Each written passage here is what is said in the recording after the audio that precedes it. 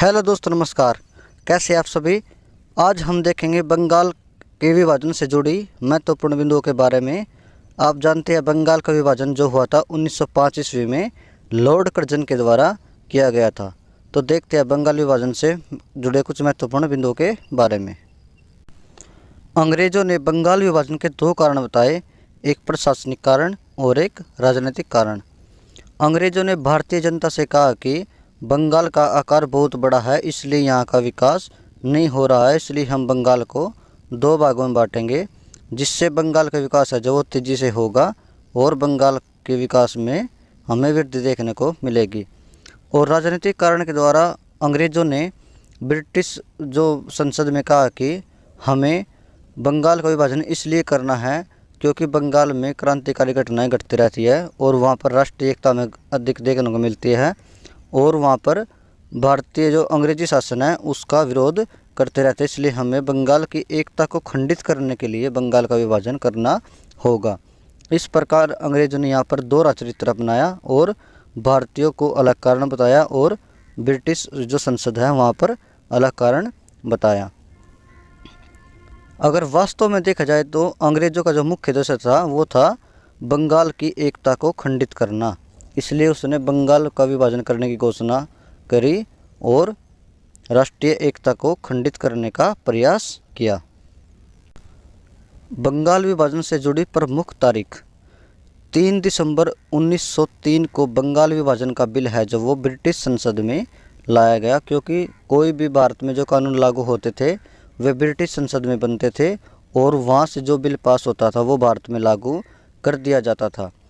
20 जुलाई 1905 को Lord Curzon के द्वारा बंगाल विभाजन की घोषणा की गई और इसके जस्ट कुछ दिन बाद 7 अगस्त 1905 को इसके विरोध में बंग भंग और स्वदेशी आंदोलन हमें देखने को मिले।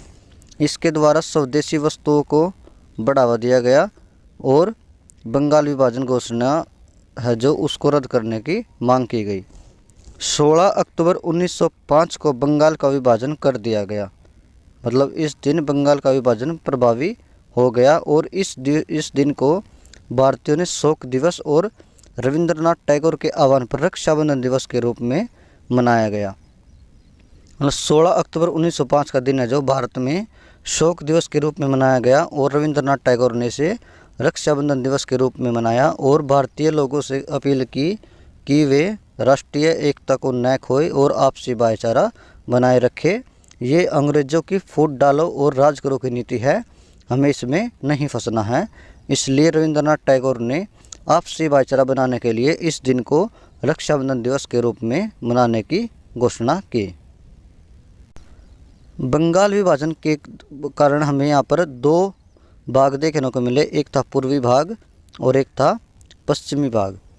पूर्वी भाग में उस समय का पूर्वी बंगाल और आज का बांग्लादेश और असम के क्षेत्र शामिल किए गए जिनकी राजधानी बनी ढाका।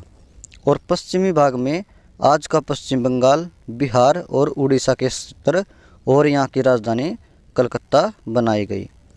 और पश्चिमी भाग का प्रथम गवर्नर बना एंड्रूज फ्रेजर और पूर्वी भाग का जो प्रथम गवर्नर बना वो बना ब्लूमफील्ड फीलर। इस प्रकार हमें बंगाल के दो भाग देखने को मिले, एक पूर्वी भाग और एक पश्चिमी भाग। पूर्वी भाग में पूर्वी बंगाल और असम के क्षेत्र जिनकी राजधानी ढाका को बनाया गया और पश्चिमी भाग में पश्चिम बंगाल, बिहार और उड़ीसा के क्षेत्र जिनकी राजधानी कलकत्ता को बनाया गया। पश्चिमी भाग का गवर्नर बना एंड्रूज फ्रेजर और पूर्वी भाग का गवर्नर बना ब्लूमफील्ड फूलर।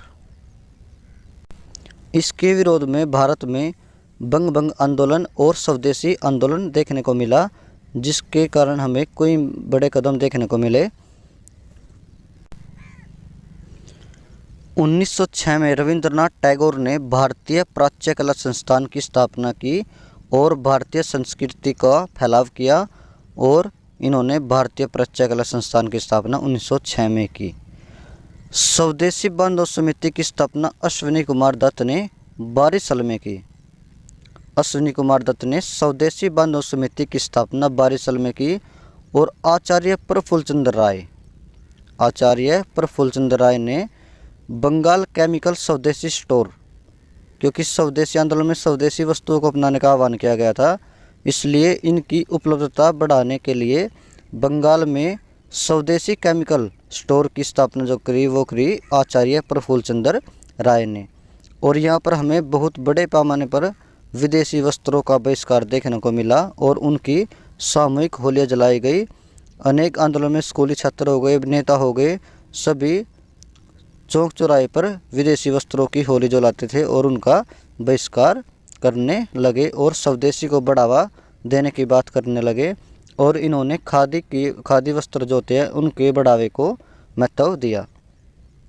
स्वदेशी वस्तुओं के प्रयोग को बढ़ावा देने पर बल दिया गया। स्वदेशी वस्तुओं को बहुत बड़े पैमाने पर अपनाने की बात कही गई और विदेशी वस्त्रों का बहिष्कार किया गया। इनका मानना था कि इससे अंग्रेज़ों की आर्थिक स्थिति है जो वो कमज़ोर होगी और भारतीय उद्योगों को लाभ पहुंचेगा, इसलिए इन्होंने विदेशी वस्त्रों का बहिष्कार किया और स्वदेशी वस्तुओं को अपनाने पर जोर दिया।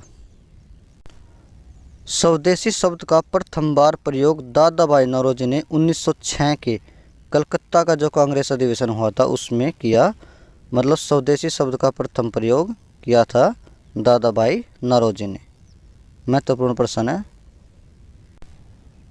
स्वदेशी शब्द का प्रथम प्रयोग किया दादा भाई नौरोजी ने 1906 के कलकत्ता में जो कांग्रेस का अधिवेशन हुआ था उसमें। 1905 में बंगाल का विभाजन जो हुआ था वो लागू रहा 1911 तक और 1911 में बंगाल का विभाजन रद्द कर दिया गया। और यह किस समय हुआ था?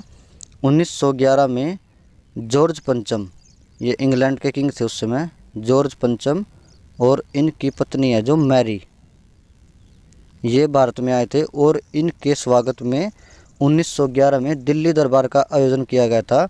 और उस समय भारत का वायसराय कौन था? लॉर्ड हार्डिंग द्वितीय। ये क्वेश्चन में कई बार पेपर में आ चुका है कि दिल्ली दरबार के समय भारत का वायसराय कौन था, तो वो था लॉर्ड हार्डिंग द्वितीय। इस दरबार में भारतीयों ने जॉर्ज पंचम से बंगाल के विभाजन की मांग की और इन्होंने इस मांग को मान लिया और 1911 में बंगाल का विभाजन रद्द करने की घोषणा करी गई और यह अरुंडेल समिति की सिफारिश पर की गई थी। लेकिन इसके बाद अंग्रेजों ने क्या किया? अपनी राजधानी कलकत्ता से दिल्ली लाने का निर्णय किया और 1 अप्रैल 1912 को दिल्ली भारत की राजधानी बनी। क्योंकि अंग्रेज जानते थे कि बंगाल का विभाजन रद्द करने के बाद यहाँ पर दोबारा से राष्ट्रीय एकता जागृत होगी और फिर वही आंदोलन होंगे और इनको दबाने में हमें बहुत समय लगेगा, इसलिए हम अपनी राजधानी कलकत्ता से दिल्ली ले आते हैं। और 1 अप्रैल 1912 को दिल्ली भारत की राजधानी बना दी गई और बंगाल का विभाजन रद्द कर दिया गया। तो आज की वीडियो में इतना ही, मिलते हैं अगली वीडियो में। आज हमने देखा बंगाल विभाजन से जुड़े कुछ महत्वपूर्ण बिंदु। तो मिलते हैं अगली वीडियो में, तब तक के लिए धन्यवाद।